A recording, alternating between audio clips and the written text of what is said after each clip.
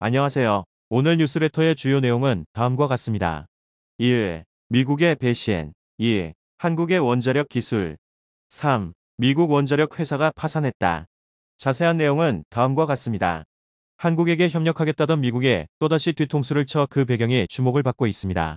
미국 웨스팅하우스와 바이든 정부는 놀라운 이중성을 드러냈고, 이는 외신에서도 큰 이슈가 되고 있는 상태입니다. 과거 미국은 원전 관련 기밀 자료를 중국에게 다 퍼준 적이 있는데 결국 걷잡을 수 없는 상황이 되자 한국만 붙잡고 돈을 뜯어가고 있다는 분석이 나오기도 했습니다. 인플레법으로 한국에게 뒤통수를 쳤던 미국. 또 무슨 일이 발생한 것인지 자세히 알아보겠습니다. 최근 폴란드 원전 수주를 앞두고 미국 업체는 한국에게 특허 소송을 제기했습니다. 웨스팅하우스는 한국형 원전 APR-1400의 자사 기술이 쓰였다며 폴란드를 포함해 다른 국가에 해당 원전을 수출하려면 자사와 미국 에너지부도의 허가가 필요하다고 주장하기도 했습니다.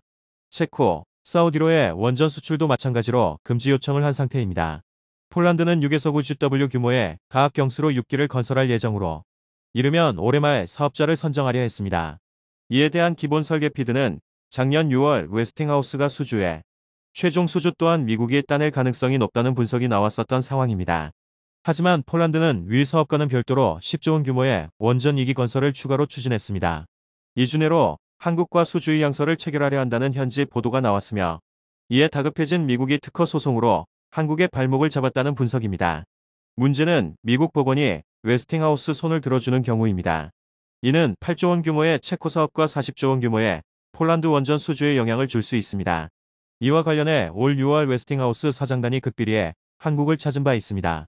한수원 등과 비공개 회담을 진행했는데 여기에서도 한국이 원전을 수출하려면 자신들에게 허가를 받아야 한다며 상당한 압박을 가한 것으로 알려지고 있습니다.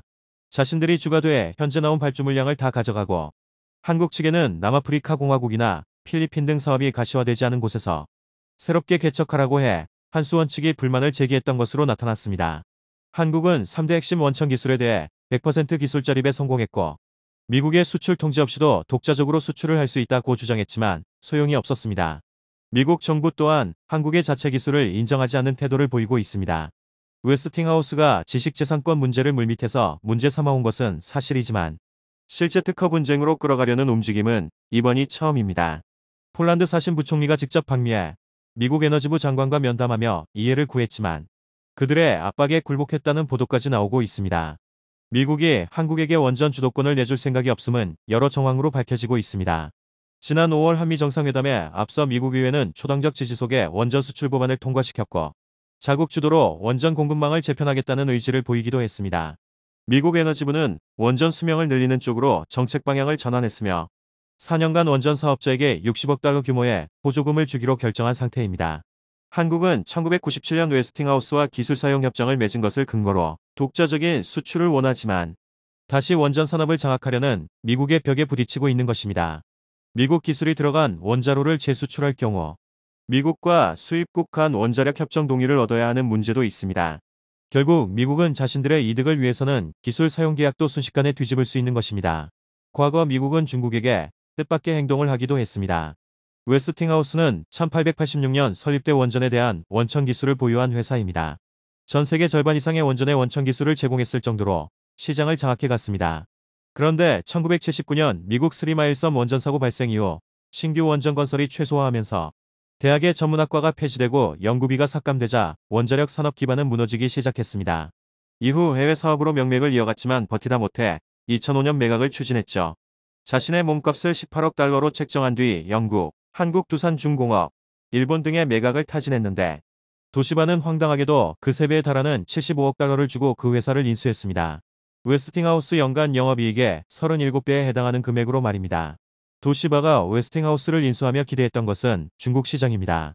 중국은 2004년 3세대 원자로 도입을 위해 국제 입찰을 붙인 바 있습니다. 10여 개의 해외 업체가 참여했고 웨스팅하우스와 프랑스 아레바 2개사로 압축됐죠. 2006년 12월 웨스팅하우스 수주로 결론 났을 때 중국 언론들은 기술 이전 마지노선이 없던 것을 수주 성공의 원인으로 전하기도 했습니다. 실제 미국 에너지부 장관이 베이징으로 날아갔고 기술 이전 양해각서를 교환하면서 향후 20년간 중국에 더 많은 원전 건설 기술을 이전하게 될 것이라 밝혔을 정도입니다. 웨스팅하우스는 중국에게 7만 5천 건이 넘는 원전 관련 기밀문서를 넘겨줬고 그 중에는 3세대 원전으로 꼽히는 AP천의 설계도도 있었습니다. 당시 웨스팅하우스는 지난 20년간 한국 등 다른 나라들과 많은 거래를 해왔지만 경험상 남에게 설계도나 매뉴얼을 준다고 해서 그들이 1에서 2년 안에 자신들 것으로 만들지 못했다며 이런 행동을 정당화했습니다. 중국 내 원전은 2009년 건설을 시작해 2014년 가통을 목표로 삼았지만 각종 문제로 2019년 초가 되어서야 사기 모드에 대한 상업 운전을 할 수 있었습니다. 웨스팅하우스가 최첨단이라 자랑했던 원전 모델 AP천에서 결함이 발견됐으며 냉각장치 부속 문제 또한 해결에 2년이나 걸리기도 했습니다. 결국 4년 이상의 공기 지연으로 인해 추가 공사비가 급격하게 발생했죠. 그 사이 중국은 미국 기술을 기반으로 3세대 원전을 완성해냈고 파키스탄 등에 수출하는 단계까지 이르렀습니다. 웨스팅하우스는 급성장하는 중국 원전 시장에서 입지를 굳힐 것으로 기대했지만 중국이 자체적으로 원전 기술을 늘려 로열티 없이 건설을 하고 있는 것입니다. 중국은 프랑스로부터도 원전 기술을 흡수하며 미국의 기대를 산산조각 냈습니다. 결국 미국은 중국의 자체 원전 건설을 막아서지 못하고 있습니다. 지난 10년간 중국의 원자력 발전량은 3배 이상 증가했습니다. 전체 발전량에서 원전이 차지하는 비중은 5%로 확대된 상황입니다.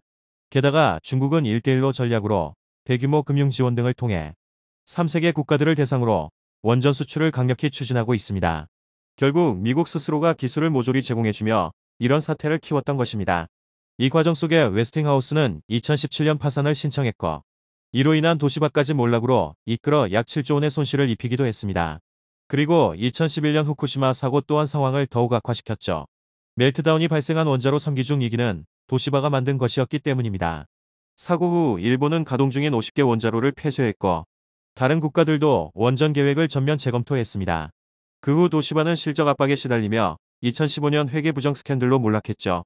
웨스팅하우스는 2018년 초 캐나다 사모펀드 브룩필드에 다시 팔렸지만 신규 원전 건설 능력은 거의 다 상실돼 한국과의 협력은 필수적인 상황이 됐습니다. 10년 전 웨스팅하우스가 조지아 보글 원전을 수주했을 때도 두산중공업이 원전 3, 4호기의 원자로 용기와 증기 발생기를 공급하기도 했습니다. 그들이 중국에서 수주했던 원전에도 두산중공업의 원자로가 들어갔죠. 그런데 한국형 원전이 도마에 오른 이유는 기술 자립 여부가 기술료 지급과 연결되기 때문입니다. UAE 원전 건설 때도 막대한 기술료가 지불된 것으로 알려져 있습니다. 여기에는 한국형 원전 APR만 4,000화이 적용됐는데 3대 핵심 기술에 대해 웨스팅하우스는 8억 달러가량의 로열티를 받아갔습니다. 원전 증기 터빈은 웨스팅하우스의 모회사였던 일본 도시바에게 하청을 주기로 합의를 하기도 했습니다. 이번 폴란드 원전에서도 미국 측은 도시바와 원전 협력량의 각서를 맺었고 한국에게는 자체 수출을 하지 말라며 갑질을 하고 있습니다. 하지만 3세대 원전을 아무 문제 없이 성공적으로 준공한 나라는 한국이 유일합니다. 3세대 원전은 1990년대 이후 개발된 개량형 원자로를 말합니다. 한국의 APR-1400과 미국 웨스팅하우스 AP-1000, 프랑스 아레바의 EPR 등이 있습니다. 한국형 원전의 건설 단가는 미국이나 프랑스 업체보다 40% 이상 저렴하고 표준 공기 또한 56개월로 해외 경쟁 모델 대비 14개월 이상 짧다는 장점이 있습니다. 게다가 정상적으로 공기를 지키는 것도 한국뿐입니다. UAE에서 진행된 원전도 페널티 없이 준공을 마친 바 있습니다. 언어가 다른 200여 개 외국 하청업체를 체계적으로 운용했고 2018년 1호기 완공 후 4년 동안 1억 시간 무사고 대기록을 달성하기도 했습니다. 이런 배경에 한국이 만든 3세대 원전을 찾는 나라가 상당한 상황입니다. 한국형 원전은 고리 1호기의 설비 용량에 비해 2배가 넘는 1400메가와트로 커졌고 설계 수명은 기존 40년에서 60년으로 길어졌으며 모든 제어 장치가 디지털화돼 쉽게 감시할 수 있습니다. 총 4중의 안전관리 장치를 갖춰 위험에도 우수하다는 평을 듣고 있습니다.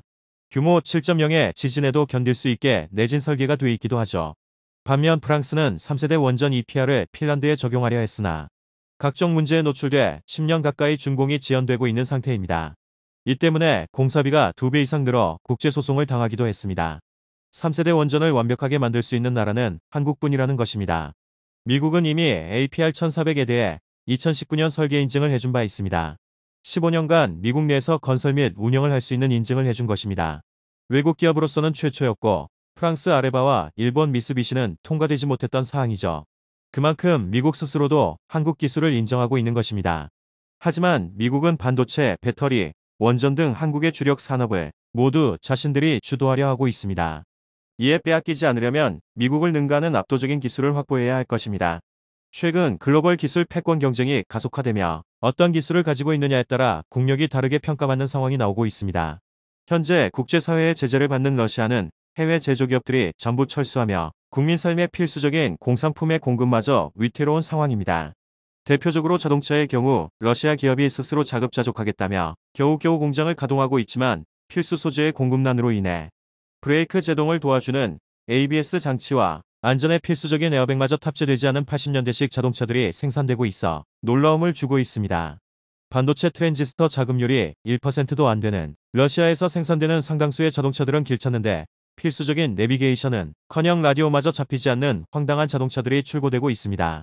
반면 한국의 경우는 내연기관 자동차 부품의 자급률이 95%에 육박해 어떤 상황에서도 안정적인 공급이 가능한 상황입니다.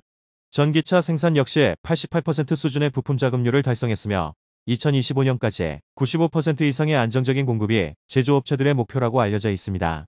해외 업체들이 전부 철수한 러시아는 한국의 제조업체들을 향해 제발 철수하지 말라며 애원하고 있는 상황입니다. 러시아의 산업부 장관은 한국의 스마트폰과 자동차는 자국내 점유율 1위라며 국민 생활에 필수적인 기업들인 만큼 러시아에 남아 생산을 지속해달라고 공식적인 부탁까지 했을 정도입니다. 제조업만큼이나 중요한 에너지 기술 역시 최근 들어 중요도가 급부상하고 있습니다. 석유와 천연가스를 전략자산화한 러시아 당국이 유럽연합을 상대로 에너지 공급을 끊겠다 엄포를 놓자 국제 에너지 가격이 요동치는 등 그동안 에너지 자립을 이뤄내지 못한 유럽은 큰 수업료를 치르고 있는 현실입니다. 이에 유럽에서는 스스로 에너지 독립을 이뤄내고자 연구 개발을 중단했던 원자력 프로젝트를 다시 꺼내든 상황입니다.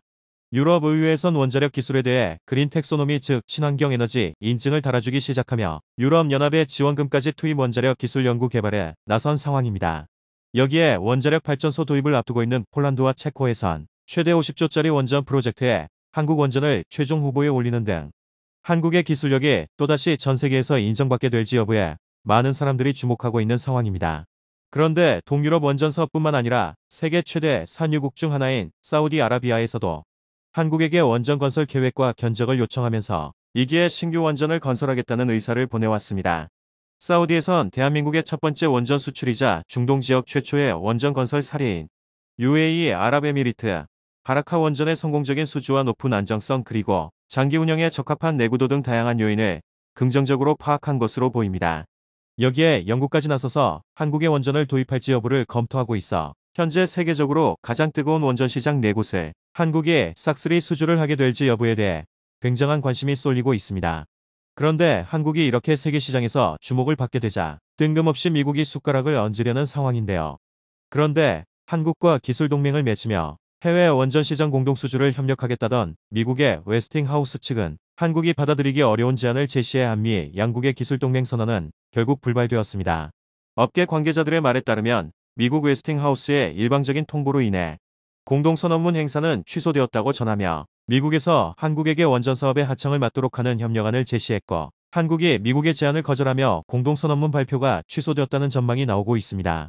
미국의 주장대로라면 자신들이 가장 많은 이윤을 창출할 수 있는 원자로 설계를 맡고 한국은 단순한 시공과 원전 부품을 납품하는 수준에 그치는 등 완벽한 본청과 하청의 관계가 되어야 한다는 뜻입니다.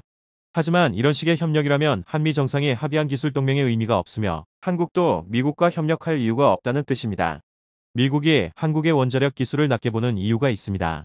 1886년 설립된 미국의 웨스팅하우스는 신원자력 원천 기술을 보유하고 있으며 세계에서 원자력 관련 특허를 가장 많이 보유하고 있습니다.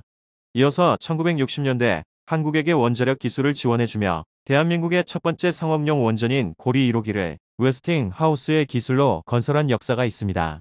이처럼 한국 원자력 기술에 뿌리는 자신들이라며 은근히 한국의 기술력을 낮게 보는 인식이 깔려있는 것입니다. 하지만 콧대 높던 웨스팅하우스의 현재 상황은 처참하다 못해 회사가 공중분해되기 직전인 상황입니다. 문어발식으로 사업을 확장하던 웨스팅하우스는 원전 설계와 기술력은 세계 최고였지만 설계대로 시공하는 시공 능력이 부족하며 수많은 원전 건설을 납기일 내에 끝내지 못하게 되었고 그 결과 공사가 길어지면 길어질수록 천문학적인 고정 지출이 발생하게 되어 막대한 손해를 보게 됐습니다. 이런 악순환의 반복으로 세계에서 가장 많은 원자력 발전소를 건설한 웨스팅하우스는 심각한 경영난을 맞이해 2006년엔 도시바에게 팔리게 됩니다. 도시바에게 팔린 웨스팅하우스는 원전 사업에서 지속적인 적자를 내며 단기간에 누적 손실 7조 원을 기록하는 등 사상 최악의 부실 기업으로 등극했습니다. 이 과정에서 도시바 측은 웨스팅하우스의 부진을 조작하려 손실을 감추고 매출과 이익을 부풀리는 분식회계를 저질렀는데, 이로 인해 웨스팅하우스와 일본 기업의 신뢰도는 국제사회에서 완전히 추락하게 되는 계기가 되었으며 기업이 공중분해되는 계기가 됩니다. 이렇게 과거의 명성과 특허 개수 말고는 이빨 빠진 호랑이인 웨스팅하우스는 한국의 원자력 사업을 자신이 키워줬다며 최근의 원자력 기술 동맹 협상에서도 한국보다 우위에 있기 위한 신경전을 벌이고 있는 상황입니다. 웨스팅하우스 측에서 한국을 무시하는 태도로 나오자 한국도 이제는 세계 시장에서 인정받는 세계적인 기술력을 확보했다며 웨스팅하우스와의 협력은 필요 없고 기술 동맹도 엎어버리겠다는 식의 강경한 조치를 하자 웨스팅하우스에서 굽히고 들어온 상황입니다. 최근 전 세계 원전 시장에서 가장 주목을 받는 한국이기에 한국과 협력을 일궈내야 자신들도 해외 사업 수주에서 조금이라도 얻어갈 게 있기 때문입니다. 이에 공동선 업문을 거부했던 웨스팅하우스는 불과 몇 시간 만에 입장을 바꾸고 한국과 해외 원전 시장 공동 진출을 위한 협력을 하겠다며 한미 기술 동맹을 구체화하자고 약속했습니다.